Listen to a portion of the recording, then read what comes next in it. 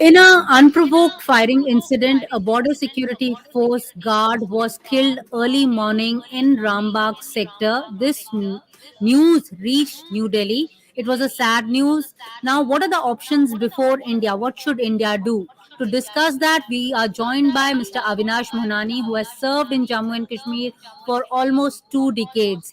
He is a brilliant officer who worked a lot on ground. So obviously, he can make us understand that what are the dynamics as far India is concerned. So, sir, what are the options before India? Because now this Jawan was killed almost after 3 years after the ceasefire was declared between India and Pakistan in February 2021. Look, it's a very sad incident that BSF Jawan has died, and my condolences to the family. But this is one incident which it should not have happened on the international border, because the ceasefire has generally been holding for last close to 3 years. Uh, and the people of the area on both sides of the international border and the line of control, they were having their normal life, peaceful life.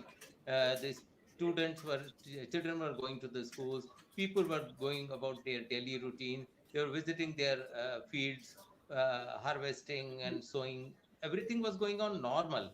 So we have to see if this is one-off incident or this develops into a trend.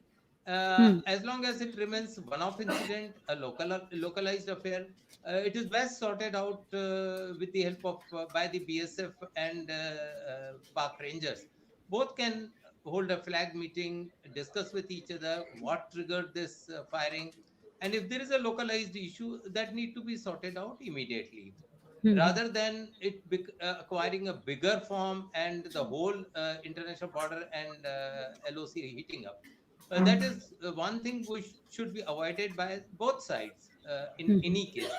So my feeling is that I still feel that it's a localized issue. So let us not be very alarmed by it.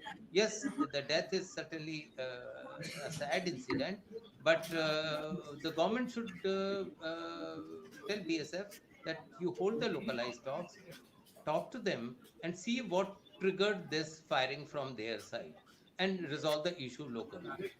Sir, as far as the Ministry of Home Affairs is concerned, or the Border Security Force, their own, figures are concerned, they say that in 2022, such unprovoked firing cases, 6 times it was reported. This year also, six have been reported so far. In fact, in last month there were 2 incidents. Where even shelling took place even in the residential areas, so people were taken to the refugee camps and they lost their livelihood, they lost their homes. But today, now this news has come that even one Jawan succumbed to his injuries. So obviously, this is a very grievous case. So normal life does get impacted when such kind of tensions are there in border areas. You must have gone to such areas yourself also when you were there in Jammu and Kashmir. So what was your experience then? That what kind of what is the situation there, and what do people want normally? Uh, People on the both sides of international border, the line of control, don't want shelling from either side, because their normal livelihood gets affected, their daily routine gets affected, they have to move to the refugee camps. There is a shortage of naturally clean, hygienic food, water. Every scarcity is there. The children are not able to go to school, the people are not able to harvest their agriculture. So this is a situation that people on the those living on the border want to avoid totally. So Hmm, best hmm, case scenario is that these things don't happen. hmm. These were rampant before the 2021 ceasefire, and this was not something which should be degenerate back into that kind of a situation. So the life becomes hellish for the people on the border, uh, who face day-to-day firing. There are casualties also. There people die. Shells fall on their homes, their schools, their everything. Hmm. Sir, like if we were to mention some of the figures, like in 2022, the highest number of ceasefire violations happened then since 2023. Almost 5,133 cases were reported. In 2019, when Article 370 was removed from the Constitution, that year also, 3,479 cases were reported. And in 2018, 2,140 cases were reported. So, what kind of efforts were made by the government of India so that this number comes significantly down? That this year the number was only at six. Yeah, that's a very welcome development because those numbers, as you are quoting about 5,000, 4,000 ceasefire violations, they affect the life of the people there. Hmm. So, government of India and I would also say that government of Pakistan also both took initiative, and it was facilitated by the United Arab Emirates government who prevailed on both sides to at least start the peace process through a ceasefire. And Hmm. the ceasefire has been holding. Both DGMOs from Pakistan and Indian side, they held dialogue, they talked to each other, and the ceasefire is a result of that. So Hmm. it's a very welcome development, welcomed by the people who are living on the border. For them, peace matters the most. So Hmm. those numbers are staggering numbers. Those are Hmm. absolutely ghoulish kind of a scenario where so many shells are falling in your every Homes, yeah. every place. So it's Hmm. better to have the number reduced. Government of India is after the ceasefire, it has exercised complete restraint on these incidents, and I think of this incident also, the restraint would be exercised by both sides to see that it doesn't escalates or degenerates into a much bigger shelling on both sides of the border. So when this incident, took place in Jammu, an encounter was going on in Shopian. A TRF terrorist was gunned down by security forces. On one side, we say that the infiltration levels are very low, but whenever we hear of an encounter which has taken place in Valley, whenever the investigations go on, it comes to light that he was a foreigner. So how does this happen? Where does one find the gap? Look, if the person who has carried out the incident is a foreigner, foreigner means normally Pakistani because there are no other foreigners coming here. Hmm. If they are still coming, that's a rather a far serious of far serious concern to the government of India than the this border shelling. Because if Hmm. the infiltration continues, if the terror factories are still running on the other side, if the training is going on, there are terror training camps in Pakistan. The Pakistan army is facilitating infiltration. That's a rather serious issue. So I think it's time for us also to realize that either we further strengthen our anti-infiltration grid, or we take the international community into confidence that look, we are again facing the same crisis of cross-border terrorism from Pakistan side that should be stopped henceforth. Because if Yes. we recall, Pakistan had agreed to not allow its soil to be or the territory Used. under its control to be used for terrorism against India on January 6, 2004, between Prime Minister Vajpayee and President Musharraf. This was the joint statement issued after their meeting. So Pakistan has to honor that, Pakistan has to respect that, and Pakistan has to ensure that it doesn't happen. If it is Hmm. happening, then certainly it's a cause of serious concern. So, last month only the Director General of Police, Mr. Dilbag Singh, retired.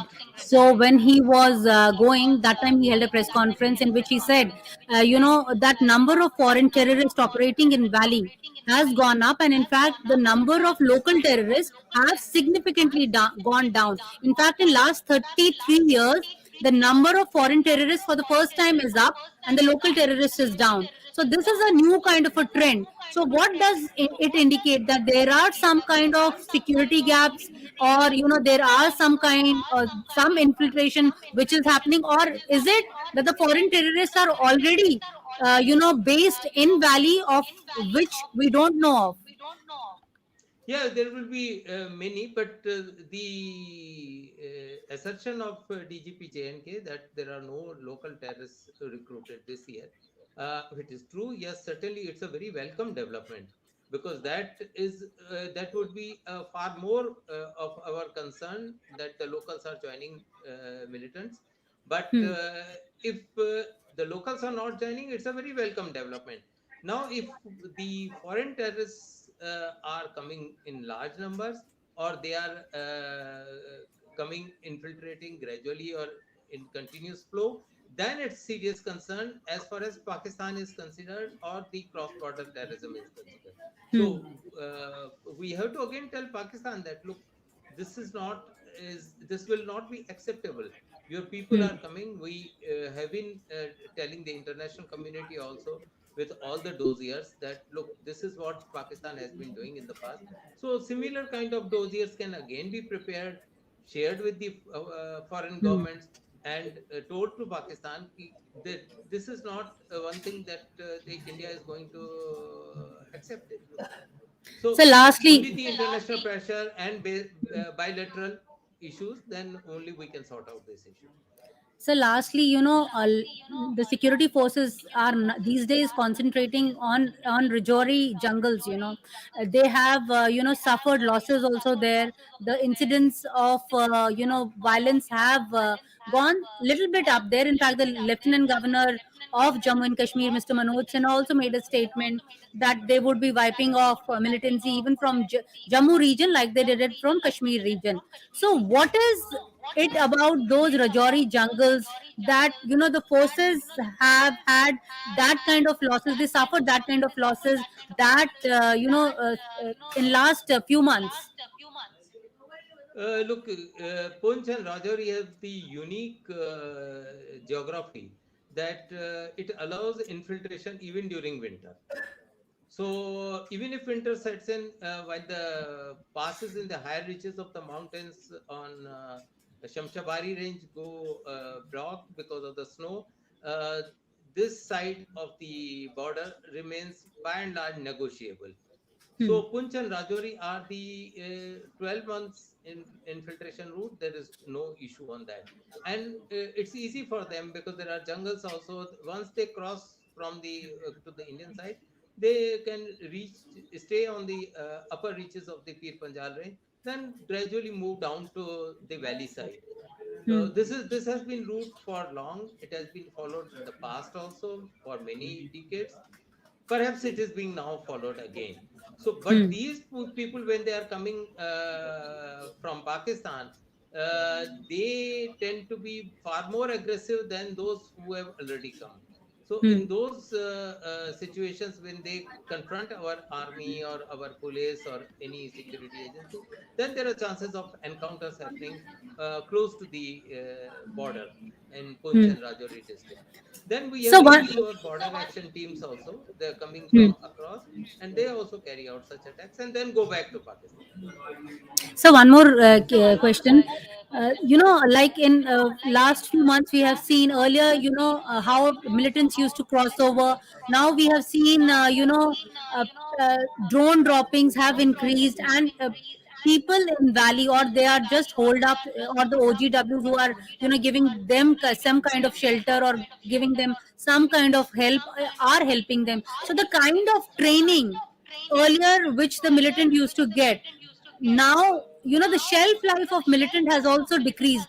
What is the reason behind that? Uh, the simple reason is that they are hardly trained. They don't have practice. There is no firing practice. There is no time for them to be battle hardened. So it's a only perfunctory kind of a training that is given to the local militants. Then second, you raise the issue, very important issue of drone droppings.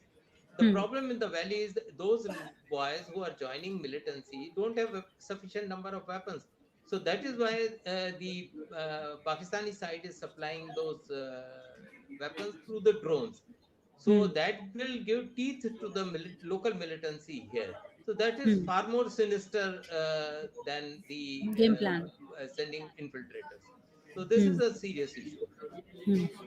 Thank you so much, sir, for making us understand that what kind of dynamics are unfolding in Jammu and Kashmir and what are the options before India as far as the ceasefire violation is concerned. Thank you so much.